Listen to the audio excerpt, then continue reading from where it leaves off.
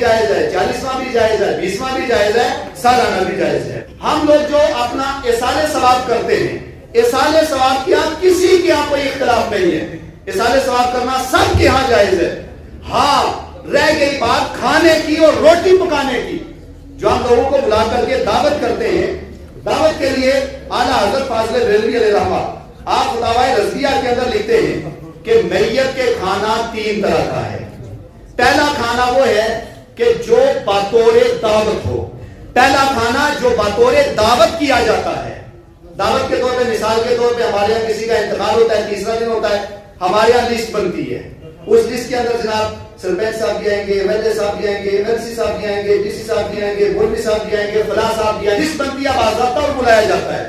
یہ اعلیٰ حضرت فتاوی رضویہ کے اندر لکھتے ہیں، اور آپ ہی کی یہ دوسری کتاب ہے دعوت میت۔ سوال کیا گیا اعلیٰ حضرت سے کہ ہمارے یہاں کچھ لوگ فاتحہ کا اہتمام کرتے ہیں اور ایصال ثواب اور یہ کھانے کا جو انتظام کرتے ہیں، اس میں اعلیٰ حضرت لکھتے ہیں سوال کیا گیا کہ ایک شخص غریب ہے، وہ قرضہ لے کر کے دعوت کا انتظام کرتا ہے، اور قرضہ بھی نہ لے پائے تو سود پر پیسہ لیتا ہے، لے کر کے انتظام کرتا ہے، اور اگر سود پر بھی نہ ملے، نہ کر بیچارہ غریب نہ کر پائے تو لوگ کہتے ہیں، اس کو بدنام کرتے ہیں، دیکھا کیسا آدمی ہے، اپنے بات کو ایصال ثواب نہیں کر پایا، روٹی نہیں پکا پایا۔ اس کے اوپر پوری تفصیل سے اعلیٰ حضرت سے سوال کیا گیا، تو اعلیٰ حضرت فاضل بریلوی آپ نے جواب دیا، جس جواب پر یہ کتاب ہے، یہ فتح القدیر ہے، اور یہ کتنی پرانی کتاب ہے؟ آج سے 600 سال پرانی کتاب، 600 سال پرانی کتاب۔ یہ اس کے اندر باضابطہ لفظ لکھے ہیں وَيُكْرَهُ الضِّيَافَةُ مِنَ الطَّعَامِ مِنْ أَهْلِ الْمَيِّتِ، میت کی طرف سے دعوت پیش کرنا مکروہ ہے۔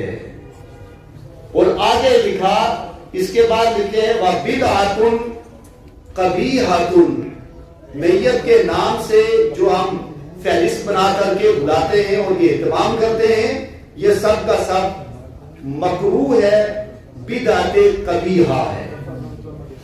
اسی پر آپ نے علیحدہ پیش کیے ہیں۔ ہاں اگر کسی کا انتقال ہو جائے تو جو محلے والے ہیں ان کے لیے یہ لکھا ہے حدیث کی کتابوں میں، آل جعفر، یہ ابو جعفر کا جب انتقال ہوا تو رسول اللہ صلی اللہ علیہ وسلم نے فرمایا، اسی کتاب میں لکھا ہے کہ جاؤ محلے والوں ان کے لیے کھانے کا انتظام کرو۔ یہ نہیں کہا کہ میت والا لوگوں کے لیے انتظام کرے، نہیں کہا، یہ کہا کہ محلے والے ان کے کھانے کا انتظام کریں۔ اور یہاں تک روایت کے اندر لکھا، ہم لوگ وہ چلے جاتے ہیں، اگر ایک آدمی کے پاس وہاں بچھانے کے لیے چادر نہیں ہے تو رات کے وقت اس کے یہاں ٹھہرنا علماء نے، حدیثوں میں، فقہا نے اس کو مکروہ لکھا ہے۔ جب گنجائش نہیں ہے آپ اس کے یہاں رات نہیں ٹھہر سکتے۔ پھر آگے اس کے بعد لکھا کہ 1 ہفتہ ٹھہرنا، رات کو سارے لوگ جمع ہو جانا، یہ سارا ضیافت، پہلا کھانا ہے ضیافت کا، تو ضیافت کے طور پہ میت کا چاہے چوتھے کی نیاز ہو، چاہے 15ویں کی نیاز ہو، چاہے 40ویں کی نیاز ہو، جو ہم بطور ضیافت کرتے ہیں، ان سب ائمہ نے لکھا کہ ضیافت خوشی میں ہوتی ہے، غمی میں ضیافت نہیں، زور سے غمی میں ضیافت نہیں ہوتی۔ اعلیٰ حضرت سے سوال کیا گیا کہ اب پوری وضاحت کے ساتھ لکھتے ہیں کہ 10واں 20واں 40واں وغیرہ جو کھانے کا اہتمام کیا جاتا ہے، بلادری کو بلایا جاتا ہے، مالدار کو بلایا جاتا ہے، جی اس آدمی کو کھلایا جائے کہ جو آدمی جو صاحب استطاعت نہیں ہے، ان کے لیے فرمایا گیا کہ ان کو بلایا جائے اور بلانے کے بعد ان کو میت کا کھانا کھلایا جائے، اس کا ثواب میت کو پہنچے گا۔ باقی جو لوگ رہ گئے، بلادری والے رہ گئے، تو شریعت نے اور طریقے بھی تو وضع کیے ہیں، اور بھی تو بے شمار طریقے۔ آپ محفل میلاد کا اہتمام کرو، آپ 11ویں کا اہتمام کرو، آپ 12ویں کا اہتمام کرو، ان سب چیزوں کا اہتمام کر کے ان سب کا ثواب آپ میت کو پہنچا دو، میت کو بھی ثواب پہنچائے گا، میلاد بھی ہو جائے گی، 11ویں بھی ہو جائے گی، اور اس کے بعد سارے لوگوں کو بھی فائدہ ہوگا۔ اور بھی بے شمار طریقے ہیں، لیکن یہ طریقہ چوتھے کے اوپر کرنا یا 15ویں کے اوپر کرنا یا 40ویں کے اوپر کرنا، ایک فہرست بنا دینا اور اس میں سب کو کو بلانا, غنیوں کو بھی بلانا, یعنی مالدار کو بھی بلانا اور باقی لوگوں کو بھی بلانا. اس کے لیے شریعت نے جو سلسلہ ایجاد کیا ہے, یہ سلسلہ صرف اس لیے ایجاد کیا تاکہ غریبوں کو کھلایا جائے, مسکینوں کو کھلایا جائے, یتیموں کو کھلایا جائے. جب ان کو آپ کھلاؤ گے, ان کا پورا ثواب میت کو پہنچے گا اور اللہ تعالیٰ اس کھانے کے وسیلے سے میت کے درجات کو بلند فرما دے گا. اعلیٰ حضرت لکھتے ہیں کہ برادری کو جمع کرنا اور ان کو کھانا کھلانا, دعوت کے طور پہ بلانا, سب کو کرنا, یہ فتاوی رضویہ ہمارے سامنے ہے. اس میں لکھا ہے یہ سارا بے معنی ہے, اس کا کوئی فائدہ, زور سے کوئی فائدہ نہیں ہے. فائدہ کیا ہے؟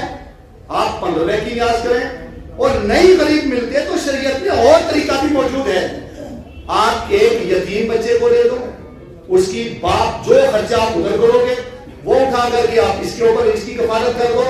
ہاں پھر کہہ رہا ہوں, ایصال ثواب پہ کوئی بحث نہیں ہے.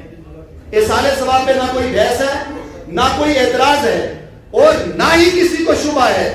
چوتھے کے دن ایصال ثواب کرو, 15ویں کے دن ایصال ثواب کرو. صرف اگر بحث ہے تو وہ بحث کھانے پر ہے. اب اس کے لیے دوسری جگہ سب کا خلاصہ کلام یہ ہے, ایک شخص گنجائش رکھتا ہے تو وہ اچھا اہتمام کرے, غریبوں مسکینوں کو بلائے اور بلانے کے بعد ان کو کھانا کھلائے.